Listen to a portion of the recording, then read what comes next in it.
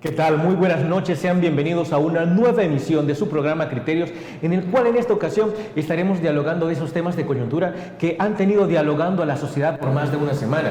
Por ejemplo, ¿qué pasó con el robo o el hurto al Tribunal Supremo Electoral? ¿Qué está pasando con respecto a Arena cuando se le está preguntando por qué dialogaron con las pandillas rumbo a las elecciones del 2014? Esto y más nosotros lo dialogaremos con nuestro analista político Marvin Aguilar. ¿Qué tal, Marvin? ¿Cómo estamos? ¿Qué tal? Buenas noches. Un saludo a tu audiencia de Canal 8. Como siempre, un verdadero placer tenerlo por acá y quiero comenzar con eso. ¿Cómo ve o cuál es su criterio respecto a esto que está pasando con Paolo Luers y también con el exdiputado Ernesto Angulo, sobre que mencionan que en efecto el Partido Arena dialogó con estos grupos? Bueno, lo que hemos visto es la comisión que se ha instalado para desaforar a Norman Quijano. Ellos han considerado a bien, antes de desaforarlo, hacer todo un proceso de averiguaciones sobre lo que podría dar pie a que la comisión lo desafore. Aquí hay varias aristas que hay que analizar en esto, ¿no?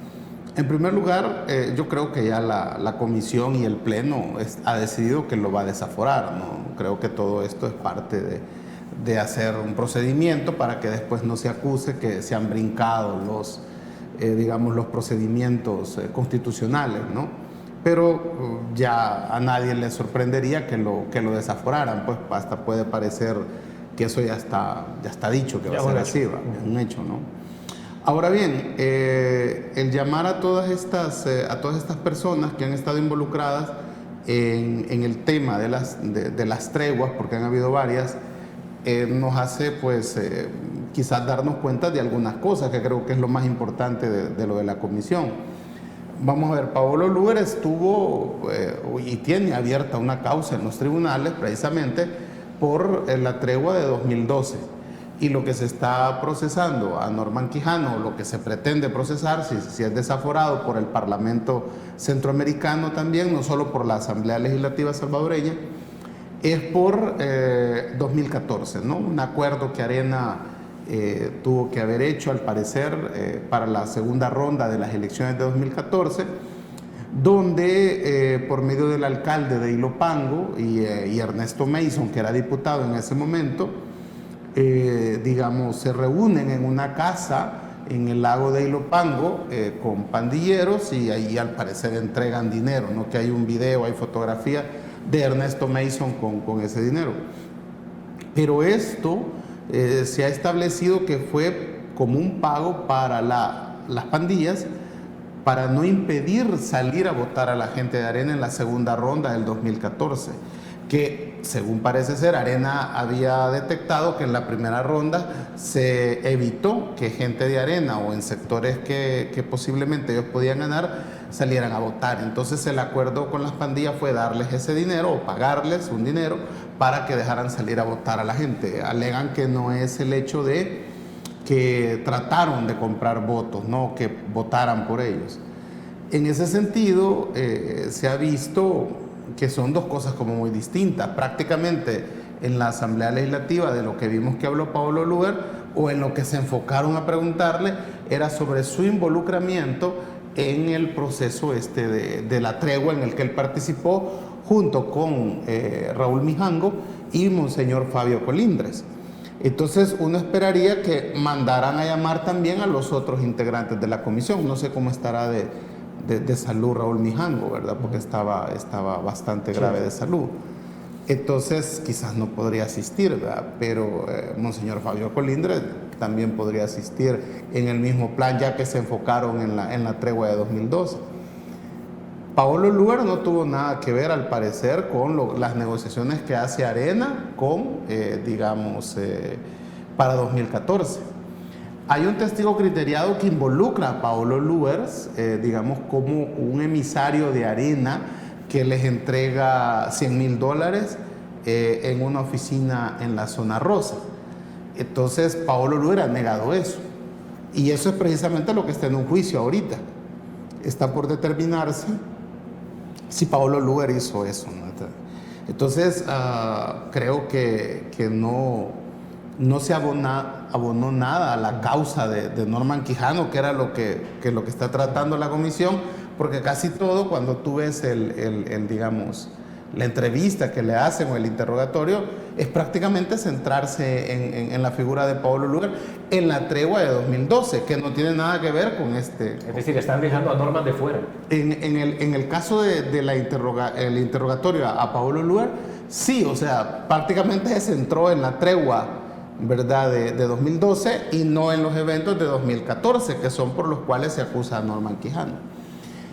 El segundo entrevistado, que es el exdiputado Ernesto Angulo, sí es, digamos, mucho más directo con el caso de Norman Quijano, porque según lo que ha dicho Norman Quijano, quien organiza esta reunión, ¿verdad?, con los pastores en ese lugar, es precisamente el exdiputado Ernesto Angulo.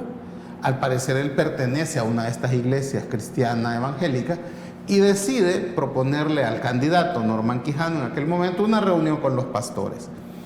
A esa reunión, al parecer, llega un pastor que trabajaba en sectores de alta peligrosidad o de presencia de pandillas.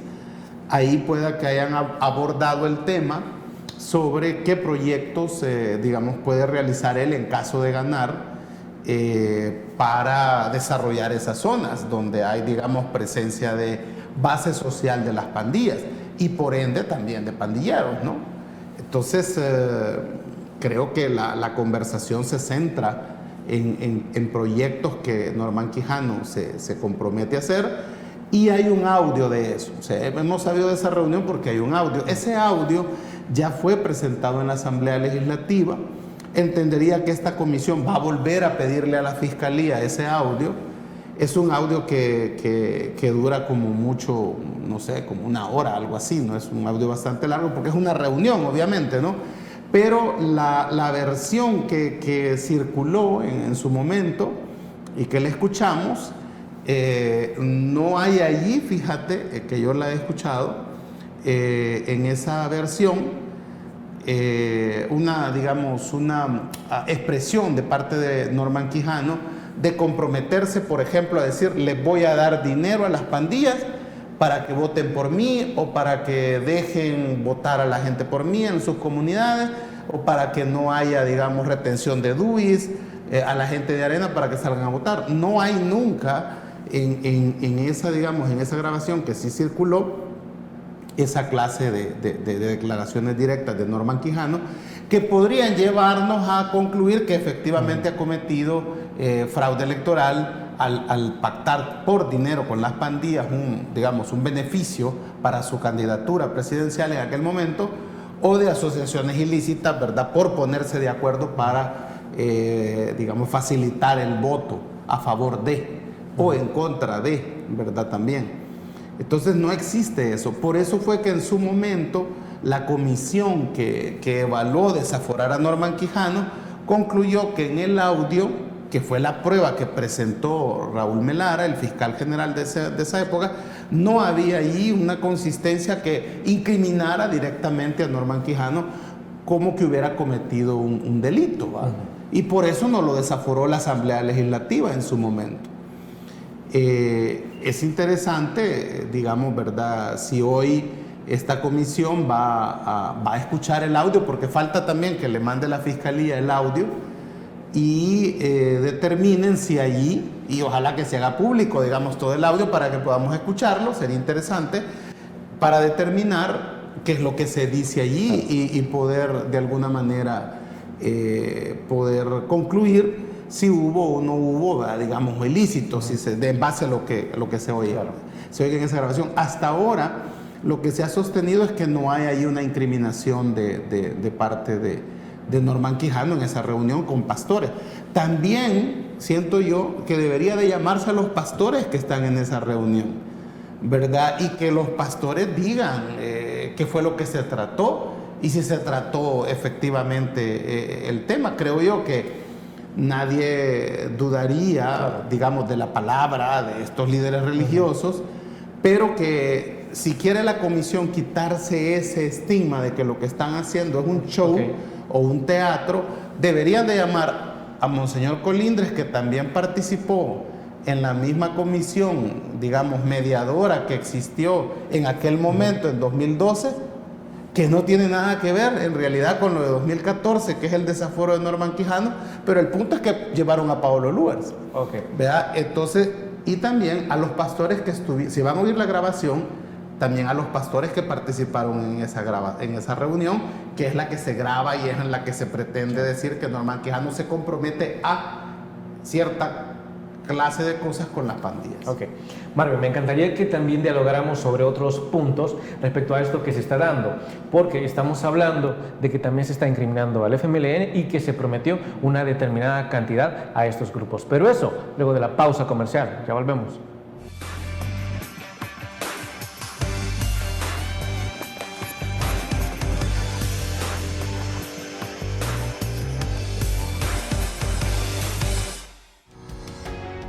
Samvar, una empresa que cree en la sostenibilidad ecológica y en la cultura de productos biodegradables en El Salvador, decididos a proveer las mejores soluciones en limpieza, porque cuidar el medio ambiente es tarea de todos.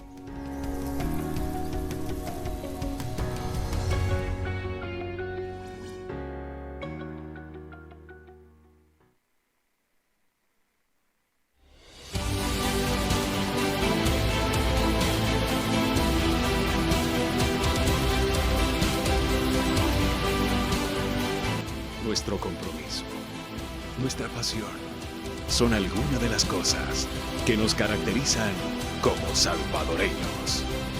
Farmacia La Buena, la farmacia de todos.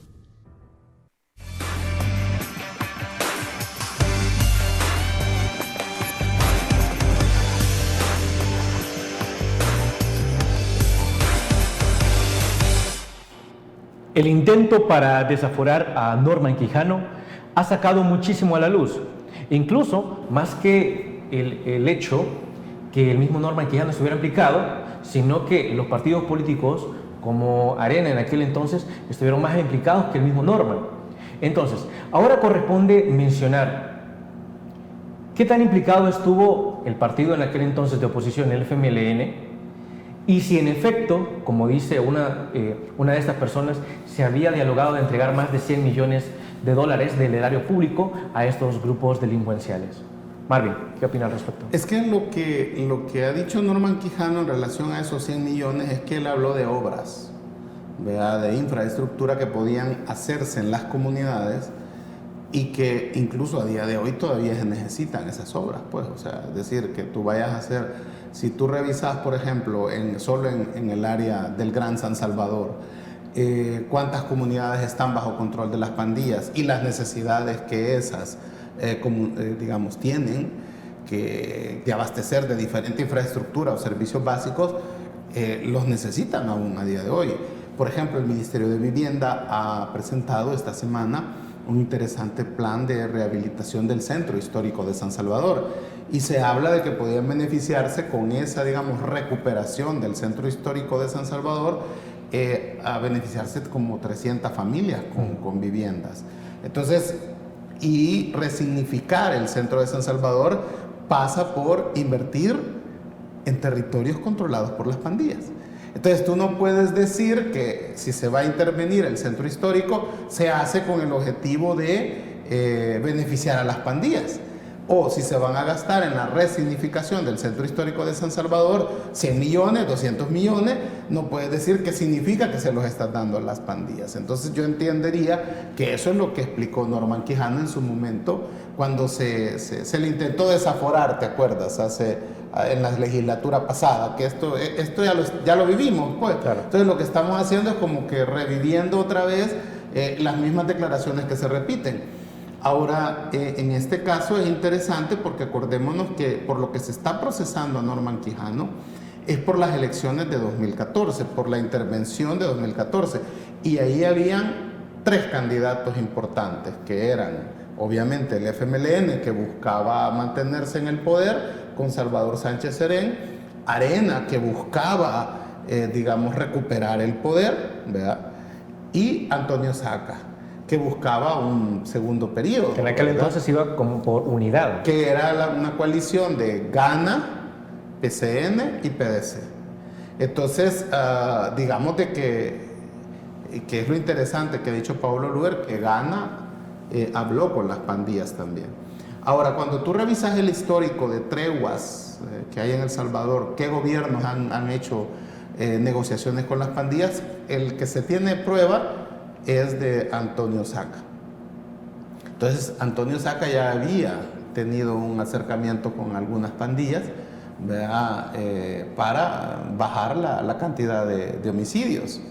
Entonces, y si iba de candidato a presidente, cuando Paolo Luer dice que Gana también se reunió con los pandilleros, a mí no me sorprendería que lo hubieran hecho, pues, porque llevaban de candidato a Tony Saca, sí, que es del que se tiene conocimiento, en su gobierno hubo acercamientos con las pandillas. Entonces, y lo del FMLN está claro también, el FMLN quería mantener el poder y tenía una meta que no sé si tú lo notaste en esa elección, y era que querían ganar en primera vuelta. Es más, se conjeturó que la participación de Tony Saca era para restarle votos a Arena, ¿verdad? Para que el FMLN pudiera ganar, digamos, fácilmente en primera vuelta. Y efectivamente, Tony Saca saca como 300,000 votos. Y el FMLN no gana en la primera vuelta por 20,000 votos.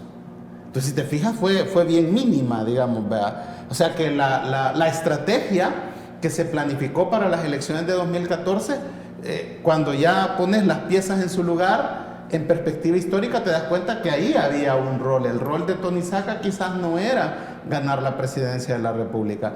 Y si te fijas, hizo una campaña no como para ganar, sino que hizo una campaña como para restarle votos a Arena, que fue lo que finalmente pasó. Pero como no logran ganar en primera ronda, entonces tienen que irse a un balotaje electoral, y ahí entran en juego las pandillas, ¿verdad? Porque quieras o no, las pandillas se han convertido, por las sucesivas treguas que han habido por parte de los gobiernos, desde Tony Saca, Funes y Sánchez Serén, se han convertido en actores políticos. Quiera o no quiera aceptarlo la población, son actores políticos. Se supone que son entre 60,000 y 90,000 pandilleros, más su base social, es decir, sus familias. Estás hablando de entre 250,000 a 300,000 personas. Esa cantidad de gente te decide una elección presidencial, te decide una elección de diputados. Entonces, esa que es una base disciplinada que tienen los pandilleros y que dan una orden y se tiene que cumplir verticalmente toda la estructura, es tentador para que los partidos políticos vayan tras esos votos. O, si tú quieres, impidan que gane alguien. Porque el fraude electoral no solamente se puede hacer para que gane yo, sino que también se puede hacer para evitar que ganes tú. Entonces el fraude electoral tiene varias vertientes. Entonces, a mí después de esta, digamos, de toda esta, digamos, declaraciones que hemos visto en la comisión, en la Asamblea Legislativa esta semana, a mí me queda claro algo. Todos han pactado con las pandillas y lo han hecho porque son actores políticos. O sea, todos ahí son hipócritas realmente porque han pactado con las pandillas y no tienen el valor civil, porque saben que eso le va a molestar a la población, de decirlo de frente, que todos han pactado ahí. Eso es jugar con el pueblo. Entonces Paolo Luer ahí introdujo un, digamos, sin que fuera el tema, y nuevamente volvimos a ver cómo los diputados de la comisión no pudieron manejar el tema, no están a la altura, vuelven otra vez a ignorar la historia del país. Pareciera ser que lo que les dan es un guión de preguntas y que si alguien introduce un elemento que no está en el guión, como que eso los desencuadra y no pueden argumentar o contraargumentar al que están interrogando. Paolo Luer introdujo, digamos, el tema de los indicios que hay sobre que también en esta administración hay pactos con los pandilleros. Entonces, y le sugirió que hagan una comisión para investigar a Osiris Luna. Y tomó como base, digamos, los artículos que ha estado publicando el Faro en relación a este tema. Y decir, por ejemplo, la respuesta es, ¿y usted le cree al Faro? Si el Faro es un periódico que le paga Soros. O sea, ese no es un argumento para votar, digamos, los indicios que da el artículo del Faro. Porque es precisamente un artículo del Faro que nos revela, por ejemplo, que Fusades vendió una financiera que tenía y trasladó su dinero de esa venta a un paraíso fiscal, a Bahamas. Esa misma información la publica el Faro en 2017 y es lo que ha servido al ministro de Hacienda, Alejandro Zelaya, para ir a dar un aviso a la Fiscalía de una posible evasión de impuestos por esa venta por parte de Fusades. Entonces, ¿cómo es que unas cosas del Faro sí sirven y otras cosas del Faro no van a servir? O no sirve todo, o sirve todo. Porque cuando se habla desde las, digamos... Porque el mismo Faro investigaba sobre las pandillas. Exacto. Y se tomó como base. Es que eso voy. Desde el Faro también, desde el oficialismo, desde Nuevas Ideas, se ataca al FMLN, que incluso tuvo una reunión con pandilleros en la Asamblea Legislativa, que fueron a la Asamblea Legislativa y se reunieron con Benito Lara, allí en la Asamblea Legislativa. Entonces, eso lo ha publicado el Faro. También el Faro ha publicado las fotos y la reunión de Ernesto Mason con, digamos, el alcalde de Ilopango, con pandilleros. A ellos les llegó el audio que se publicó sobre eso. Eso obligó a que Ernesto Mason aclarara que él participó en esas reuniones porque fue enviado por el Partido Arena. ¿Verdad? Y este Partido Arena le entregó esa cantidad de dinero para que los pandilleros en la segunda ronda electoral no impidieran a los votantes de Arena ni les decomisaran el DUI, como al parecer había sucedido en la primera ronda, ¿verdad? Que gana a Sánchez Serén y Norman Quijano y dejan fuera a Tony Saca, para que eso no volviera a ocurrir en la segunda vuelta del 2014. Claro. Es por eso que se está procesando a Norman Quijano. Y es por eso también que se está procesando, que es otra causa de las que tiene Ernesto Mason. Ernesto Mason ha dicho que quien lo envió fue Jorge Velado, pero Jorge Velado está muerto. Entonces no hay manera de corroborar eso. Entonces, por lo tanto, va a tener que irse a un tribunal para que ahí se diriman digamos, las cosas. Entonces, todo pareciera que es, si la comisión no amplía, por ejemplo, llevar a los pastores que participaron en esa reunión y que expliquen y que cuenten de qué se trató y que ahí digan ellos si es cierto que se ofreció 100 millones para las pandillas o que si Norman Quijano, ¿verdad?, ofreció dinero para las pandillas. Yo diría que si no se hace eso, si no se lleva a esos niveles, entonces todo va a quedar en un show por molestar o afectar o dejar en evidencia a ciertos enemigos políticos y no tratar de dilucidar qué es lo que pasa.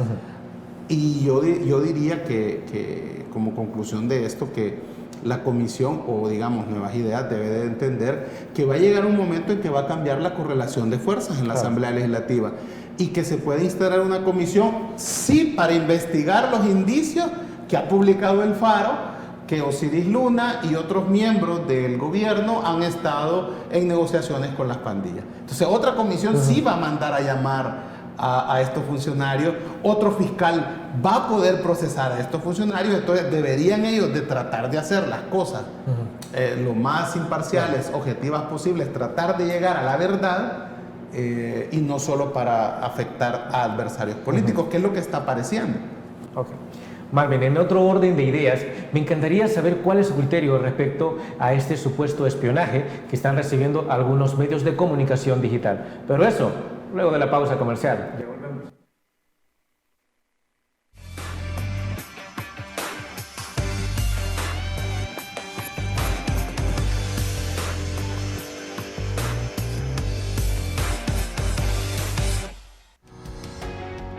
Samvar, una empresa que cree en la sostenibilidad ecológica y en la cultura de productos biodegradables en El Salvador, decididos a proveer las mejores soluciones en limpieza, porque cuidar el medio ambiente es tarea de todos.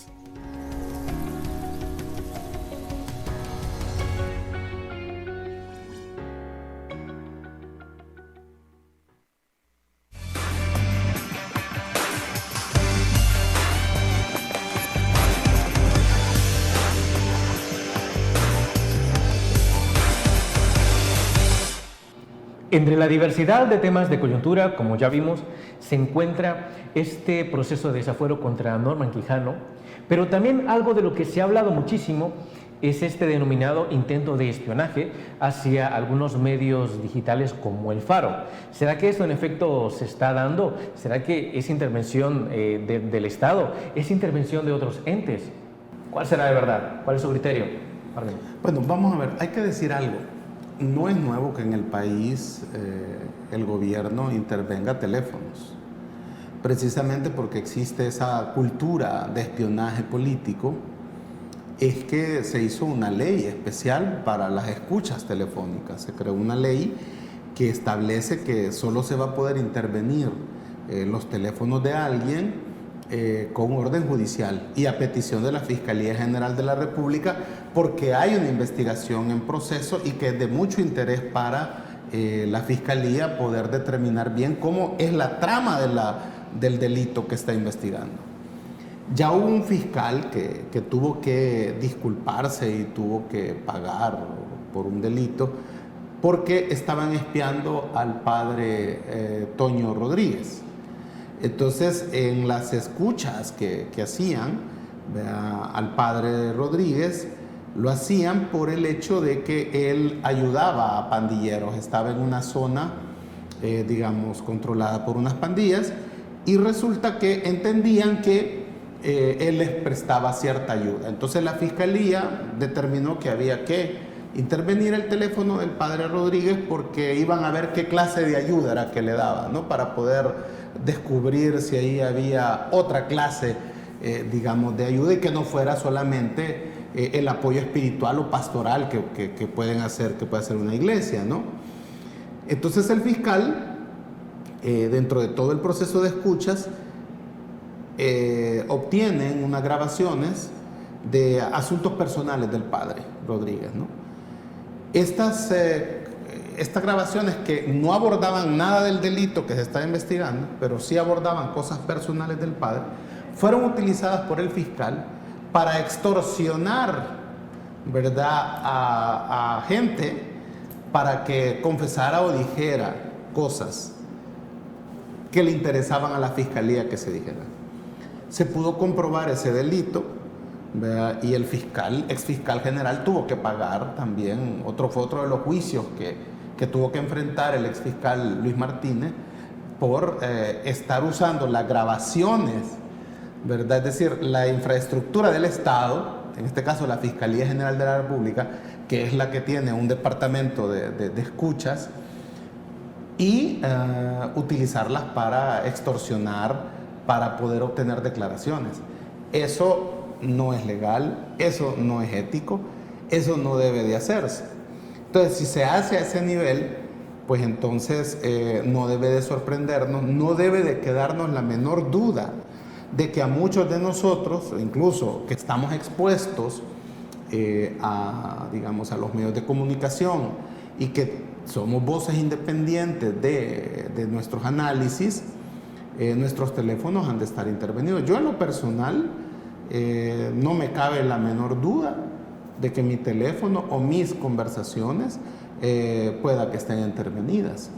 Ahora bien, yo no digo nada en privado que no pueda sostener en público, ¿verdad? Primero, ¿verdad? O sea que por eso no me preocupa que me oigan, ¿verdad? Ahora, yo no ando conspirando, pues, digamos, contra el Estado, como para que tenga que ocultarme, para que no sepan lo que ando haciendo, por ejemplo. Pero no es legal lo que hacen. En diciembre del año pasado, la Universidad de Toronto en Canadá hizo público un informe donde establecía que había una lista como de 21 países en el mundo que habían contratado los servicios de una empresa israelí para poder, digamos, espiar a sus ciudadanos. En esa lista que reveló la Universidad de Toronto, en diciembre del año pasado aparecía El Salvador. Entonces aparecía México también. Entonces, gracias a que en México se tomó muy en serio esa revelación de la Universidad de Toronto, que el gobierno de Enrique Peña Nieto había contratado, digamos, a esta empresa israelí, se supo también el nombre del software con el cual espiaban a políticos, artistas, narcotraficantes, a todo aquello que el gobierno considerara de interés, no solo por el crimen, sino que también político, por sus adversarios políticos. Se descubrió que el programa se llamaba Pegasus. Este es un programa que ha hecho una empresa israelí y que lo vende a los estados. Que Israel lo haga no debe de sorprendernos, porque Israel es un estado que vive en guerra permanente. Por lo tanto, ahí sus empresas de inteligencia militar viven pendientes de cómo descubrir, cómo evitar atentados terroristas, ¿no? Entonces, por lo tanto, tienen una tradición de espionaje que les lleva a desarrollar una serie de tecnologías avanzadas y de punta para poder detener los atentados terroristas de los que son víctimas por el conflicto que tienen con Palestina. Entonces, no nos sorprende que Israel sea una de los países que tiene empresas que van a la vanguardia en esta clase de cosas. El punto en discusión es si no debe de haber por parte de estas empresas una posición ética de no venderle a estados que puedan utilizar esa tecnología no solo para la delincuencia y el crimen organizado o el narcotráfico, sino que también lo usan contra sus adversarios políticos. Y ese, digamos, es el tema que lleva a la empresa Apple a presentar una demanda en los Estados Unidos contra esta empresa israelí por vender esos software a gobiernos que, utilizándolo, violan su aparato, ¿verdad?, que es el iPhone. Entonces, esto se supo en el país porque la empresa Apple, ¿verdad?, dueña de los teléfonos, porque ellos los controlan, aunque sea tuyo, ellos los controlan. Acuérdate que si te roban un iPhone, por ejemplo, tú puedes entrar a un sitio a rastrearlo, y eso lo hace un satélite que paga Apple. Pero también podés eliminarlo, podés destruirlo, ¿no? ¿Sabías? ¿Verdad? Podés quemar el teléfono para que así quien te lo robe no vaya a poder utilizarlo. Entonces, todo esto se hace porque la empresa mantiene, aunque te lo haya vendido, control por la calidad, ¿verdad? Y para que no pueda ser mal utilizado, Apple mantiene ese control sobre el teléfono. Es así como le avisa a los propietarios de Apple, algunos propietarios de Apple en El Salvador, donde les advierte que podrían estar interviniendo su teléfono, y esto es porque ellos han detectado que el teléfono está intervenido. Apple tiene esa tecnología y les advierte aún más, les dice: ustedes pudieron estar siendo intervenidos por la clase de personas que ustedes son en su país o por lo que usted hace. Entonces, ahí sí estaríamos ante una violación a la ley. Llama la atención porque la Asamblea ni el fiscal, si tú te fijas, se han manifestado sobre eso. Entonces, nuevamente va a haber que esperar un cambio de correlación de fuerzas en la Asamblea Legislativa para que se pueda investigar a quiénes se está interviniendo el teléfono, porque se habla de una lista de 500 personas, ¿verdad? Algunos medios han hecho público eso. Habría que ver, y en esto todos deberían de estar preocupados, porque aquí se puede intervenir el teléfono del cardenal Rosa Chávez, se puede intervenir el teléfono del pastor Toby Jr., se puede intervenir el teléfono del pastor Mario Vega, y entonces el Estado está recopilando información no solo política, sino que también personal de estas personas, que puede ser utilizada digamos, por chantaje, para extorsionarlos desde el Estado más adelante. Eso es tremendamente grave. Bueno, es más, eso es ilegal. Entonces, y que la Asamblea o el fiscal no estén, digamos, que van a hacer algo por eso, pues es preocupante. es grave que no se haga eso, porque entonces resulta que alguna cosa que tú digas personal puede ser utilizada después para obligarte a que o ya no vengas a los canales de televisión, a que votes en la Asamblea Legislativa si sos diputado, ¿verdad?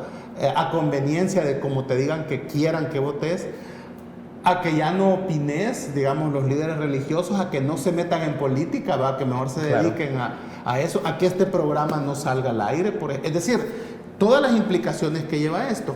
Ahora, debe de sorprendernos que sea el gobierno de El Salvador le haya comprado ese software a esa empresa israelí.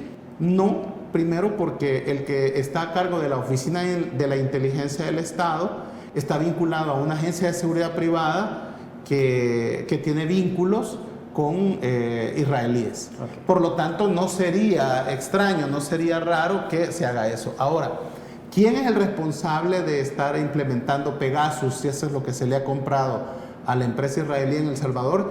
Es la Oficina de la Inteligencia del Estado. Y como mínimo debería de llamarse al director de esta oficina para que explique a la Asamblea Legislativa, a los salvadoreños, nos explique por qué nos están interviniendo el teléfono, a los que los están interviniendo. Claro, entonces, ¿y cuál es el criterio? Porque a menos que un político esté involucrado en el crimen organizado, en el narcotráfico o en actos ilegales, debería de ser la Fiscalía la que estuviera interviniendo en el teléfono, no la Oficina de Inteligencia del Estado. Okay. Entonces, de alguna manera creo yo que es grave y llama la atención que ni la Asamblea Legislativa ni el fiscal se hayan manifestado sobre esto, que es tremendamente preocupante para los que opinamos, para los que más de algún loco puede considerarnos enemigos del Estado, ¿verdad? Y no amigos del pueblo, y empezar a señalar y querer saber qué andamos haciendo, qué andamos conspirando. Okay. Y eso obviamente es una violación a la ley y a la intimidad de las personas. Marvin, en otro orden de ideas, ahora que hay nueva presidenta en Honduras, ¿cómo serán las relaciones entre nuestros países? Eso, luego de la pausa comercial.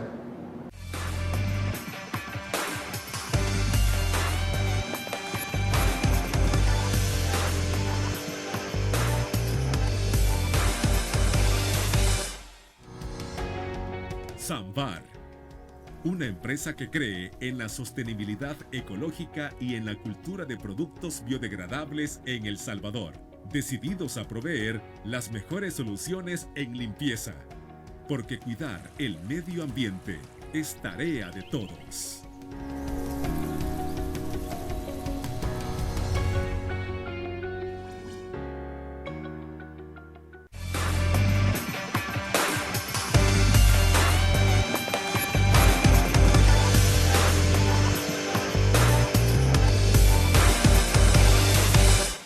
Las relaciones internacionales son altamente dinámicas y las relaciones exteriores de El Salvador no son diferentes. Ahora corresponde saber cómo van a ser las relaciones de El Salvador con Honduras ahora que ha asumido el poder, o bueno, ahora que fue electa la nueva presidenta Xiomara Castro de Zelaya. ¿Será que nos podremos llevar mejor que con el antiguo presidente? Yo creo que hay una oportunidad interesante sobre lo que va a pasar a partir de este cambio de gobierno en Honduras. Primero hay que, al hablar con algunos colegas en Honduras sobre este resultado, conversábamos sobre el hecho que la presidenta va a ser más pragmática.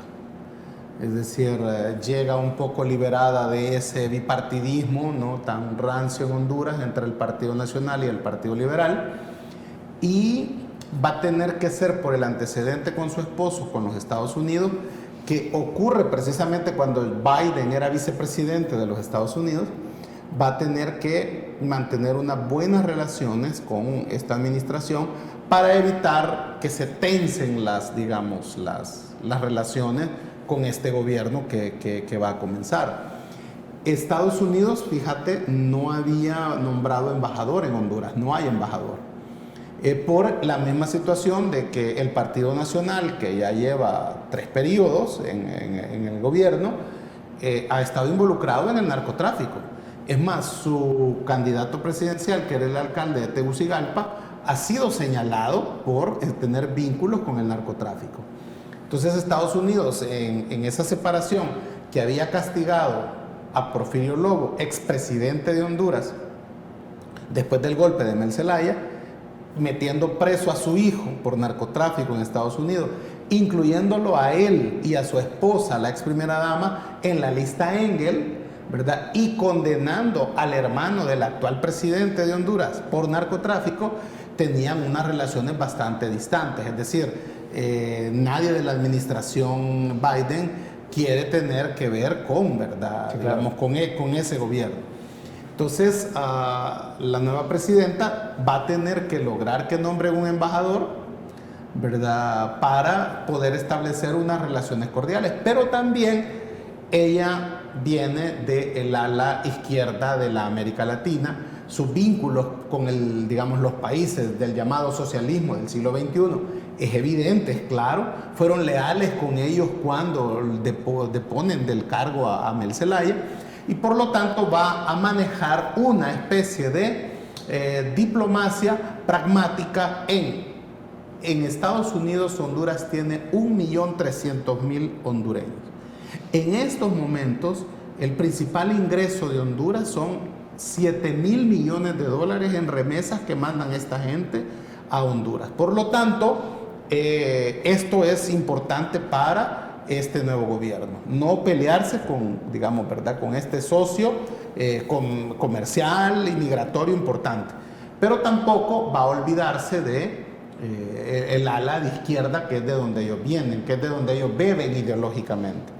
Entonces, y creo que en el caso de Salvador, tiene mucho que... Va a haber un actor que va a ser el factor de cohesión, que se llama República Popular China. Porque la presidenta electa ya anunció que va a establecer relaciones diplomáticas con China y ha anunciado incluso que va a vender el avión presidencial que le regaló Taiwán a Orlando Hernández, ¿verdad? Y en este caso, hace 2 semanas, Orlando Hernández hizo una visita relámpago a Taiwán, ¿verdad? Me imagino que para afianzar los lazos, ¿verdad?, con Taiwán. Y en este caso, pues el gran perdedor de las elecciones es Taiwán, en Honduras, porque van a tener que suspender esas relaciones diplomáticas, porque el Partido Libre, que se llama el partido de la presidenta Castro, ha anunciado que va a establecer relaciones diplomáticas con la República Popular China. ¿Por qué menciono esto? Porque este factor de cohesión que se llama China está interesado en crear todo un polo logístico y de suministros de insumos entre el puerto Cortés, el puerto de la Unión, ¿verdad?, y el puerto de Acajutla en El Salvador. Esto sería importante, obviamente, un aeropuerto en esa zona, ¿verdad?, porque ya no solo estamos hablando que ese aeropuerto que se ha proyectado construir en el oriente de El Salvador beneficiaría al país, sino que también esa parte de Honduras. Y habrá que esperar el avance del proyecto del tren que tiene también China, que viene desde Panamá, Costa Rica, que ya se está construyendo, podría entrar a El Salvador y podría también entrar a Honduras hasta Puerto Cortés.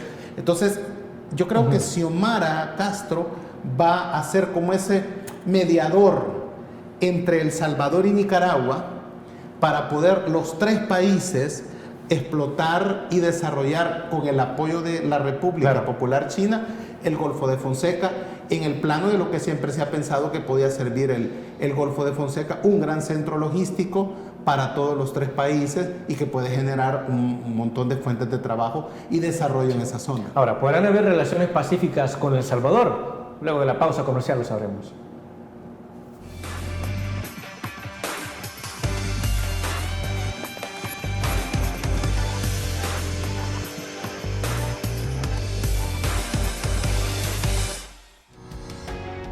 Sambar, una empresa que cree en la sostenibilidad ecológica y en la cultura de productos biodegradables en El Salvador, decididos a proveer las mejores soluciones en limpieza, porque cuidar el medio ambiente es tarea de todos.